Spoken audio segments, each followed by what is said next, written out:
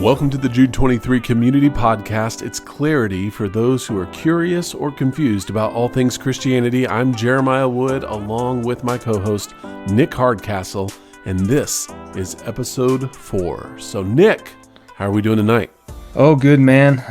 Just definitely in some prayers for people back home. That's if I'm going to start off with anything, definitely kind of want to help share. Just back in Texas where I grew up, there's been a lot of loss and some chaos has kind of slept into that part of the world. So if you're our listeners, maybe at this point in time, please pray for Canadian Texas as they kind of go to recover. But other than that, just kind of going at it, and we made it. We made it to episode 4. We did, and for those who don't know, we had some major winds from 40 to 90 mile an hour winds for about a 20-hour period or longer. Yeah. And in that process, when you're out in the plains, like in Kansas and Oklahoma and West Texas, the wind starts to blow like that, and fire just takes off and lights everything in its path. And so that's kind of what was happening down in and around where Nick grew up. And so, your prayers for that area would be much appreciated.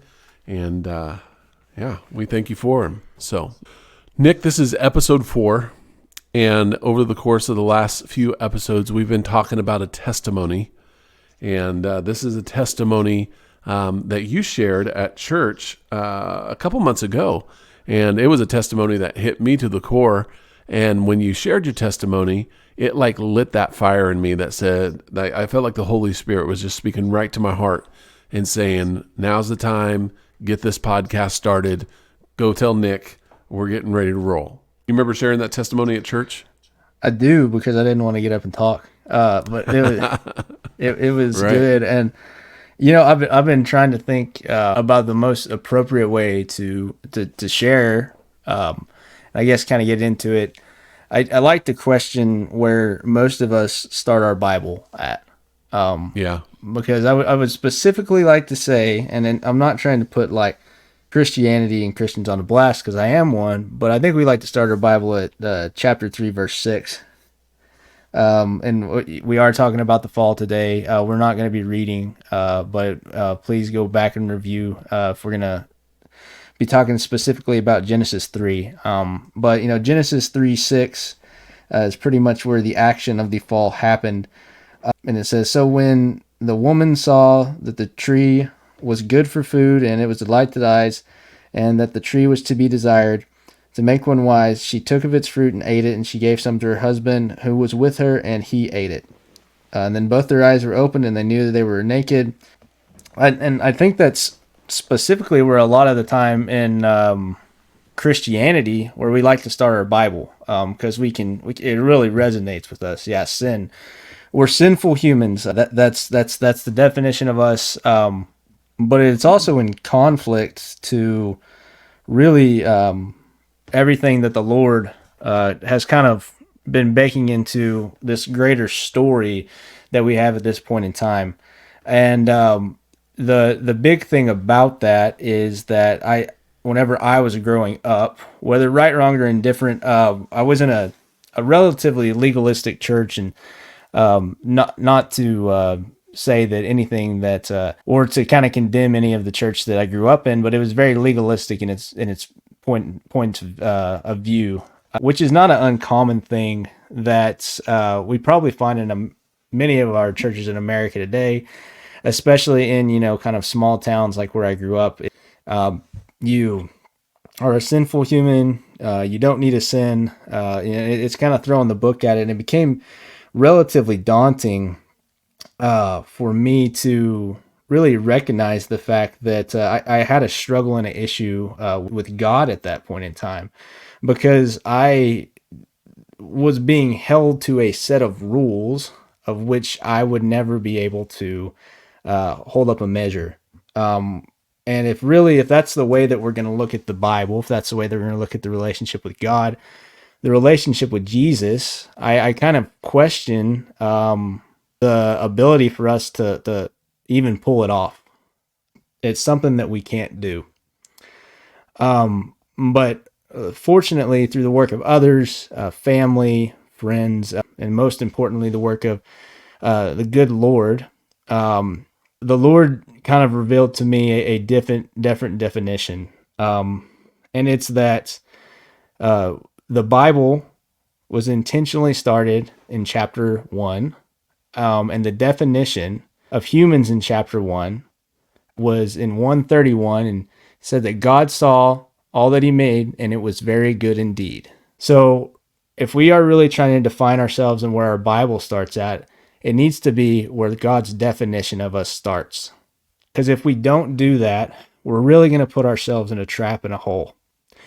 We're not going to be able to interact with the story. We're not going to be able to kind of find ourselves in it. And it's really important because, like Jeremiah had brought up, this story is ongoing to today. And it's something that if we start our definition in chapter 3 and say that the world is sinful, the world is fallen, we just live in a broken world, we are ignoring the simple fact that God told us that he had a different definition of it. And that is the world is good. Creation is good and people are good. And I would challenge us as a Christian race to actually sit back there and say that we like to throw around the broken world concept at every drop of a hat. And I understand some very bad things happen. We were talking about just that fire a second ago. But that's not the definition that God has of his creation. So it should be the last thing that we define creation by. Whenever we interact with others, whenever we interact with people, it doesn't matter who they are. They are good because that is who God made them. And I'd like to say that further throughout the Bible, and sorry, Jeremiah, if I'm getting to preaching, someone else had that same definition, and it was Christ. And really, I mean, in all honesty, if we really just sit there and observe Christ's life, he came for people. And it would even be said about him later, and I'm not trying to just misappropriately throw Romans back in Genesis, but it says later about him in Genesis, and Genesis 5, verses 6 through 8, "For while we were still weak, at the right time, Christ died for the ungodly. For one will scarcely die for a righteous person, though perhaps for a good person one would dare to even die. But God showed his love for us, so that while we were still sinners, Christ died for us." And it became abundantly clear through a deeper and better relationship of the Father of why Jesus would do this, is because his definition of us is that we are good. He doesn't hold us to the measure of Genesis chapter 3, the fall of sin. He holds us to the measure that God defined the world by in the very beginning. So I guess that's kind of my testimony or really tie to this, but it's also, I guess, my challenge that I try to put on or work with every day. So I'll work with it a little bit better. Let's see the definition of everybody as good and accept that God started his story intentionally in Genesis 1 for us to partner in that creation with him. It's so good. I appreciate that, Nick. I appreciate you sharing. I know it was a little nerve-wracking at church, and it's probably a little nerve-wracking tonight, but it's still such a good testimony that and this is so prevalent in churches right now today, is that too many people start off their story with, "I'm a dirty, rotten, filthy sinner," thinking that that's where their beginning was. And their beginning was not there. Their beginning was in the beginning when God created. And God created man and woman in the image of God. He created them, and he saw it. It was very, very good. I love that. I love that testimony. And I really appreciate you sharing. And I'm sure that this has gotten a lot of people's wheels turning and wanting to know a little bit more about, okay, and this is honestly one of the most talked about or asked about topics in all of Scripture. Everything pertaining to Genesis chapter 3, the fall of man, the beginning of sin, and all of this. I have my notes on my screen today, so if I'm not staring at the camera, I'm going to be staring over here at my computer, reading some things every once in a while, but I'm going to do my best. But as we jump into it, we're going to answer several of these questions tonight. We're going to talk about what is the fall, what did we fall from, we're going to talk about what was the cause of the fall, and then we're going to talk about what the consequences of the fall are. and then we are going to wrap it all up at the end. If we get to the end, I don't want to make this a terribly long podcast, but if we get to the end, we're going to talk about how Genesis chapter 3 is the story of the fall of humanity and what it means for us today. So, Nick, you ready to get into it? Yeah, love to. Let's get at it, brother.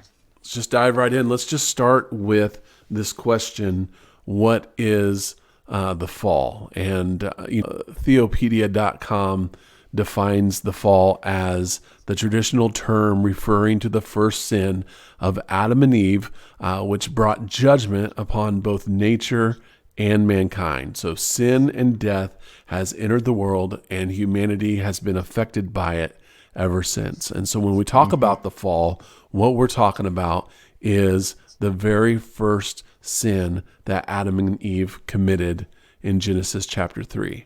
And I guess really in total context to that, it's probably also should be considered, I guess, the first entrance of kind of like the anti-story or rebellion, because a lot of people sit there and question and say, like, well, God told them previously that you shouldn't eat of this fruit, and then they go do it, but they didn't know good from evil. Well, they knew the definition of good at that point in time, and that was a definition that God told them, was that this creation that I've put you into and that I've asked you to partner with, I'm just asking you to walk with me and trust me in it. So probably the best way to also think about this is the fall is when humans actually started an open interaction of what, or a definition of what they wanted to define as good, as opposed to trusting the Lord and what he defined as good. Yeah, no, that's right. That's real good. So Nick, if we're talking about the fall, I think the logical question after that is what did we fall from? And maybe you could take that, if you have that in front of you, talk about just kind of that first point. What was it that God created, and what was it that we actually fell from when the fall actually took place? Now that's a good point to bring up. And the number one thing is that God had been putting order into the world at this point in time. And this order was kind of going back to, we talked about how there was chaos and how he'd structured it and how he had really brought us into from something that was just really kind of a chaotic nothingness into what is actually God put into have a harmonized creation. And in that harmonized creation, it became kind of a term of shalom, or really kind of God's definition of kingdom, which is a kingdom of peace and shalom. So really at that point in time, we specifically pretty much started to fall from the kingdom of peace that God had built, and unity in walking hand in hand and stride with God and partnering in this kingdom with him. So yeah, that's good. And so when God created everything, he created everything in this harmonious state of shalom and peace, right? It was lacking nothing.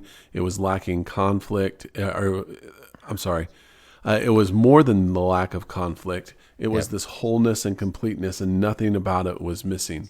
And so when we talk about what we fell from, ultimately, we fell from this perfect state of shalom. We fell from this perfect state of existence that we had when we had peace with God. And when we fell from this place of shalom, we fell from three specific things. We fell from relationship with God, the perfect and unhindered relationship that we had with God. We fell from the relationship that we have with each other, this perfect and unhindered relationship we had with one another as humanity. And third, we fell from this relationship that we had with creation. It was a perfect, unhindered relationship that we had from creation. And the moment that we made the choice to sin against God, and we fell from that perfect place of shalom. And it cost us the perfect relationship we had with God, with one another, and with all of creation. And we've been suffering from that ever since. And so to answer the question about what did we fall from, it would be safe to say that we fell from just perfect peace, or perfect shalom that God provided in our relationship with him, in our relationship to one another, in our relationship to all creation. Yeah, I mean, that's so good. And really, even on the back end of the story, you pretty much just see those things unfold. Talk about relationship with one another. Adam goes from calling his wife Eve, or from woman to Eve. So he changes his definition to really like what she does. So Oh, instead yeah. of the fact that, originally, whenever she was like Isha was her name, meaning woman, it was Hmm. about who she is, what God defined her as, what God made her is. And then it became, no, I'm going to define you by what you can do. So it really just brought in also kind of a broken understanding of our concept of creation too.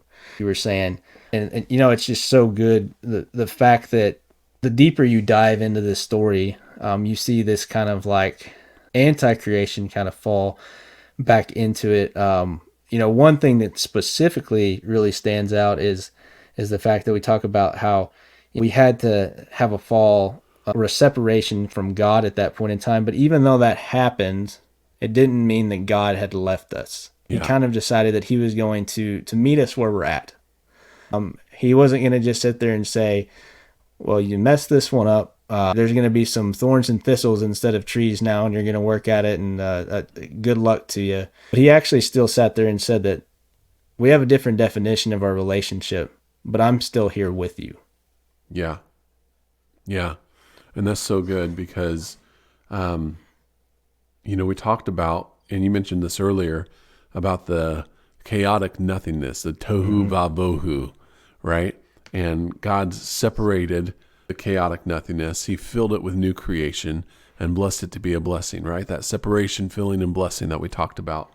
And it's just crazy because the moment we divert from God's way and choose our own way is the moment we find ourselves in that chaotic nothingness again. Yeah. And so, like you said about Eve, Adam called her woman, meaning this is how God created you. This is the essence of the image of God displayed in front of me. But when sin entered the world, Adam changed her definition from her essence to her performance. And oh, dude, that's such a good word. Yeah. And I mean, it's the same stuff that we do often today. Right. Jeremiah, you're a realtor. Your definition is going to be in that, and it's like, no, actually your definition is actually in the fact that you are a servant of God.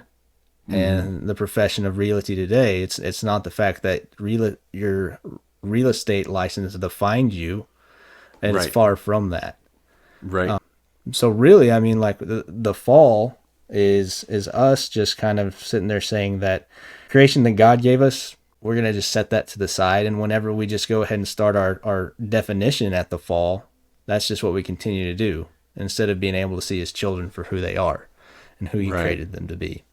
Dude, that's correct. That's so good.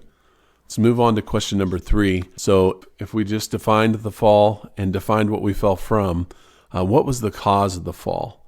And ultimately the answer to that question was sin. Sin was the cause of the fall in Genesis chapter 3. And so to understand what sin is, we kind of have to put a little bit of definition to the terms. And so first thing that we have to understand is that sin is a disobedience and a rebellion to God's command. Excuse me.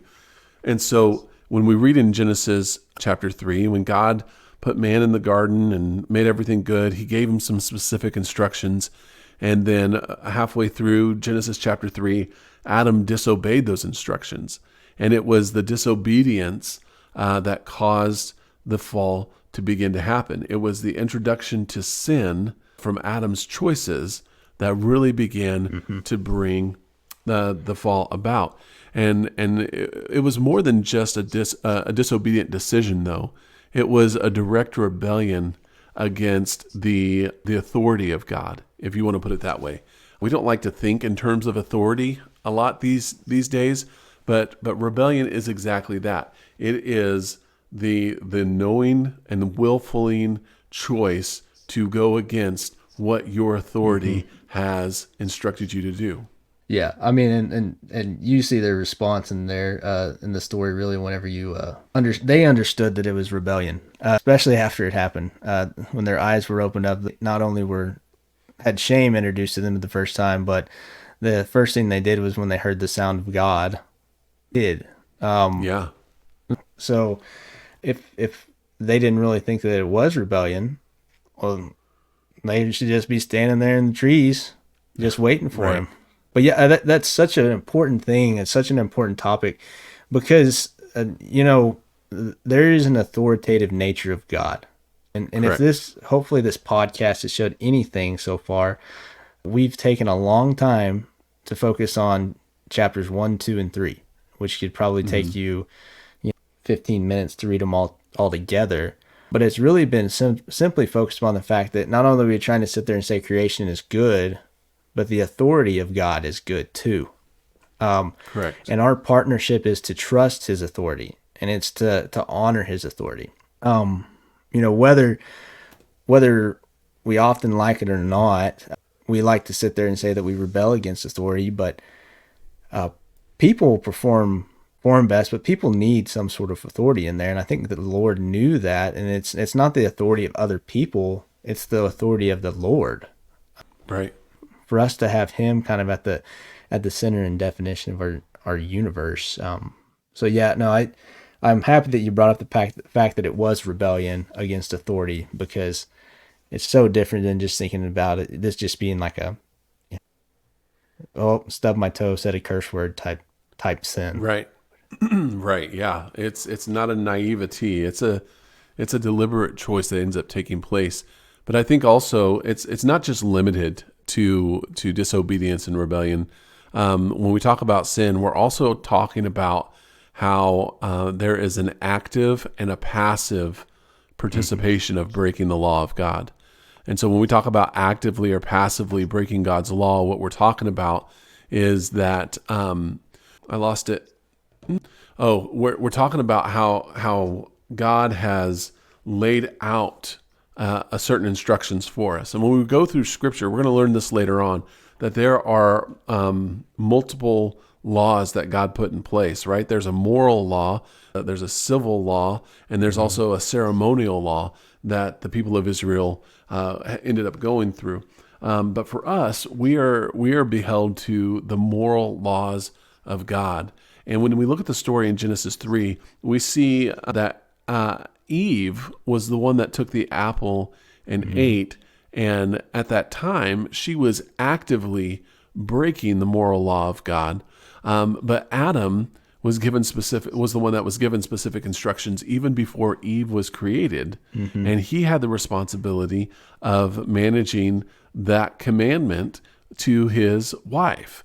And so he was passively breaking the moral laws of God. And so whether or not we are actively breaking the moral laws of God or we are passively breaking the moral laws of God, whenever we are breaking the moral laws of God, we are in a position where we are sinning against God himself. Yeah, I mean, it's kind of like me telling you not to steal and then me watching you shoplift the candy bar at the convenience store. Right. Or you knowing that stealing's wrong and forgot to inform me about it. And here I am because somebody else was whispering in my ear, "Oh, it'll be fine. It's okay. You can just take it and go." Yeah, no big deal. It'll be all right. The funny part about this, we start talking about the law also. Yeah. This is honestly the definition of the law at the time, because they were pretty Yes. much just told, don't eat from the tree at knowledge of good and evil. It's not like they even had these more definite structured laws. And it does go back to that simple fact that we're talking about specific rebellion against the Lord. And you can't, like, if there's a rebellion, whether you're actively or passively rebelling against it, you're a part of it. It's not like you go down to protest at the street corner and you're standing in the back all day and somebody showed up and you didn't have a sign in your hand, but, oh, how did I get here? You're participating in it, whether you fully want to admit it or not. So it's No, not that's specifically the woman's fault. right. Oh, absolutely. Absolutely. And it's just that very thing, because we like to, especially in our modern, kind of red pill culture, we like to blame women for everything. But the reality of it is there was a passive participant who was not living up to the expectation that God had laid out for him that allowed this type of sin to take place. And so a passive part in the breaking of God's law is still playing a part in breaking God's law. And I think that's one thing that most people don't ever consider, is that neither one of them were off the hook. Man wasn't off the hook. Woman wasn't off the hook. They were both responsible for the situation that they found themselves in. Whether they were actively responsible or passively responsible, they were both responsible. I think the third thing that we have to understand when we talk about what is sin, it's rebellion, it's disobedience, it's actively and passively breaking God's law. But the third thing, it's trying to either subvert or usurp the role of God for yourself. So when we talk about subverting something, we talk about undermining the power of authority of something. So when we subvert the role of God, we are trying to undermine the authority of God and trying to take authority for ourselves. But when we usurp something, these are weird words, I know, but they best describe what's taking place. Because when we usurp something, we're taking a position of power and authority by force, right?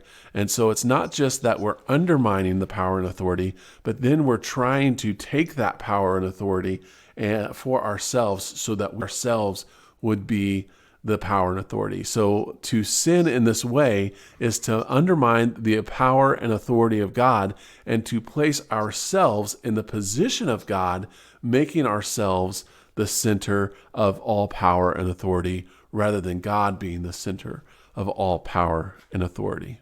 Yeah.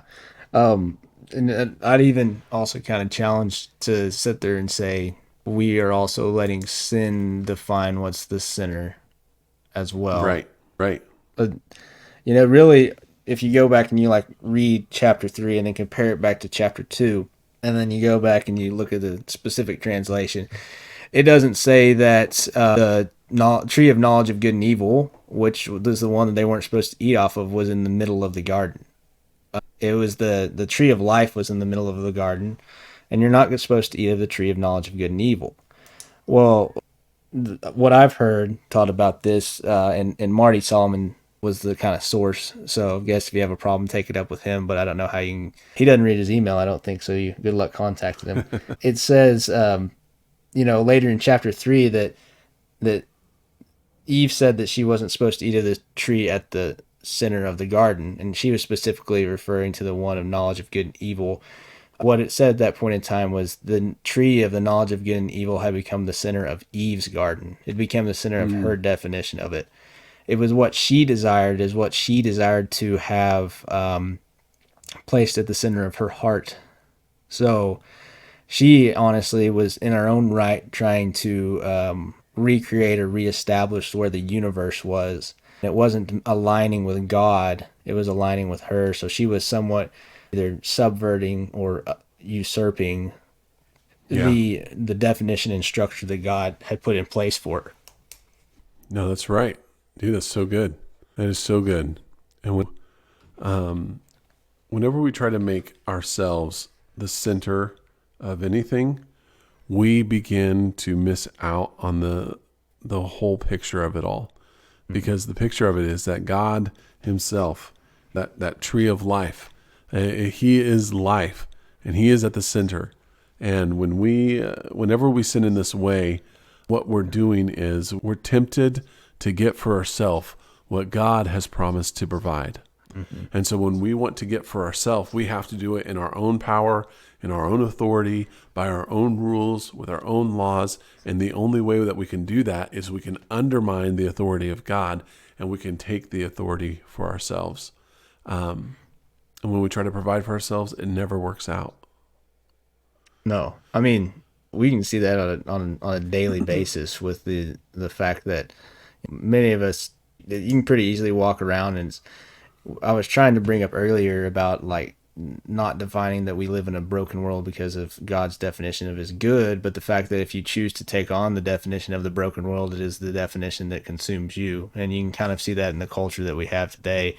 If you go down and you see, whether it be like the number of injustices that happen on a daily basis, things that happen to children, people that are on drugs. And I mean, the fact that we take over the authoritative role and define it, it just doesn't turn out for us. Well, because we're trying to do exactly that. We're not, when God created everything, his pure motive was shalom. Yeah. And we don't try to get for ourselves for shalom's sake. We try to get for ourselves' sake. And the only way we typically tend to get for ourselves is at the cost and expense of somebody else, typically exploiting somebody else in some very significant way.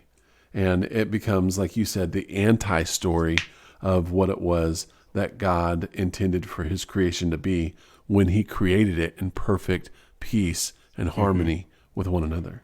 Let's go on and as we're talking about sin, regardless of how you choose to sin, whether if it's disobedience, rebellion, whether it's usurping authority, or whether it's actively or passively breaking God's law, sin always begins with believing three different lies. There's three lies that we see in Genesis chapter 3, and that's where sin starts. The first lie is this, is that God can't be trusted. Nick, how many times have you ever felt that in your own heart at some point in time, that I can't trust God in this matter? Well, the fact of the testimony that I shared earlier, just in, I guess, me having a spoiler alert of the three lies on front of me in the screen, I felt all these lies a number of times. Right. Yeah. Yeah.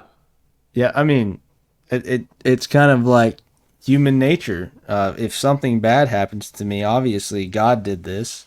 He doesn't want me to, I can't trust him. He's not going to provide for me. You know, what he told me he is going to be for me. Right. And we look at scripture and it says that God has given us everything that we need for life and godliness. That's in 2 Peter 1:3. And he's also promised to provide us everything that we need. But the moment that we begin to doubt that this is actually true for our lives is the moment that we step into a mindset where we believe the lie that God can't be trusted to give me everything that I need. Oftentimes because we confuse what we need with what we want. And if what we need doesn't match up with what we want, or if what we need comes at the cost of what we want, we almost always believe the lie so we can hang on to the want at the cost of losing what we need. Yeah, I mean, I think it's just a common human struggle. And I think that, you know, like this lie number 2 that you have out on this outline, the God's holding back from you. I think we take that one part just the same as well. And, you know, if you really just relate it back to Genesis 3, it pretty much just goes back to the struggle that really kind of, I guess, somewhat started this whole thing off in, chapter 3, verse 4, whenever Eve's telling the serpent, well, if I eat this piece of fruit, I'll die. But the serpent said to the woman, you will surely not die. For God knows when you eat of it, your eyes will be opened and you will be like God. Well, if God's holding out on me, well, I want to be like him. Yeah. I mean, like, we start trying to get in our own mind and sitting there and say, like, heck yeah, even at that point in time, I want to be like him. But the simple fact is, when Eve had misplaced her trust, whenever she had just altered, whenever she decided that she was going to kind of subvert the role of God and the intentionality of God in her mind and change the fact that his definition was going to be sufficient, she starts thinking, well, I need to be like him. It started to kind of cloud her judgment whenever she had just been told, I guess, through the creation of Adam and herself, that they were good, but also that they were made in the image of God. And they were here to partner with him in this. Right. And this idea that God is holding back from us, it really perpetuates this lie that God has more for you, but he doesn't want you to have it. he's restricting you from being able to have everything that he has for you. And it emphasizes this idea that God is preventing you from true fullness, right? God is preventing you from true happiness. God is preventing you from having true satisfaction of everything that life has to offer. And when we believe this lie, what we end up doing is we end up rejecting the truth and overindulging ourselves in all the things of the flesh. And when we indulge in all the things of the flesh, we find ourselves continuously trying to feed a beast that can never be satiated. It is a life that is always wanting more, more, more, more, and more. I'm telling you, you can never be rich enough. You can never be popular enough. You can never have enough status or have enough stuff or just fill in the blank.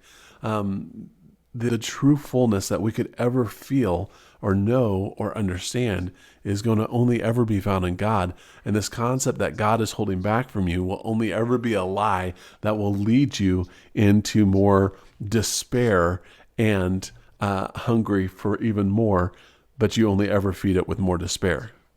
Yeah. I mean, and even whenever you are, kind of quote unquote feeding it, like you said, it's momentary, it's lapsing, right? It's right. It's whatever you can get a hold of, but that quickly goes away. So then you kind of, like you said, have to go into your definition of the more. Yeah. So tell me about this lie number 3 that you have. Lie number 3. Well, the first lie was God can't be trusted. Second lie is God is holding back from you. And the third lie is that God does not want his best for you. And the serpent told Adam and Eve in the garden, says, you will not certainly die. I'm sorry, wrong one. You will be like God, knowing good and evil. And so this lie assumes that God is not going to give you the best that he has to give, but you have to go and get it for yourself. The lie says that we don't need God because we can be our own God with our own rules and our own glory. The lie also says that if we achieve that, then we can truly find happiness, fulfillment, and purpose. And so, Nick, I think one of my favorite lines in that explanation is that not only can we be our own God with our own rules, but we do that for the purpose of seeking our own glory. Can you speak to that a little bit? Yeah, I mean, specifically, whenever you talk about trying to define your own glory and really self-promotion, it kind of goes into the simple fact that we are doing really the anti-story of God. And I know we've brought this term up a number of times, but it's really just the thing that you're trying to go after at that point in time. It's the all-consuming fact that you will do whatever you need to either be sufficient for yourself or get ahead. So like whenever you start making your own rules, whenever you want to fulfill your own glory, whenever you want to be the definition of your own happiness, it really is just kind of the full, or really the fulfillment of full self-indulgence. And whenever you have that, it's really just honestly the simple fact that you don't really even care about the rest of creation. You are the center of your creation, and the fact of this world is here to serve you, and it better recognize that. I think so many struggle with that today, to where it's all about me. But it's just a sad thing. It's just you see things happen, whether it's fires or fires like in the Texas Panhandle or disasters, tornadoes, anything like that. You can get shaken up really quick whenever it's all about you, because you can't control that. And at the end of it, it's really about the fact that you're here to interact in this situation of creation that God has put you in, and the story that you're a part of. So, Nick, I think that we should probably call this a wrap tonight, and we'll come back with part 2 next week. Yeah. So tonight we talked about what is the fall and what is sin.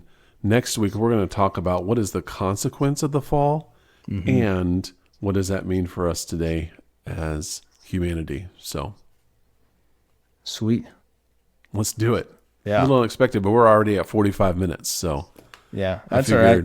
figured it'd be a good place to stop, and because I just don't want to rush the last part. I think the last half is really going to be the most important, because it's not our intention to bring a whole lot of like doom and despair. What our intentions are is to bring a reality to the situation, and for as real as the reality of the situation is, how even more real is the fact that the solution is even better. And to add to that, the solution is not even better, but not just better, but God is good in it all, and He has been since the beginning. Absolutely. So, yeah, I mean, I think it's a good place to stop, because we've been talking a lot about really the anti-story. So I think we can come in here and clean it up, not just clean it up, but drive home the fact that there is something else, but it's probably going to take us another 45 minutes. So. All right. Hey, thanks for joining the episode 4 of the Jude 23 Community Podcast, where we find clarity for those who are curious or confused about all things Christianity. I'm Jeremiah Wood. This is Nick Hardcastle, and we'll see you again next time.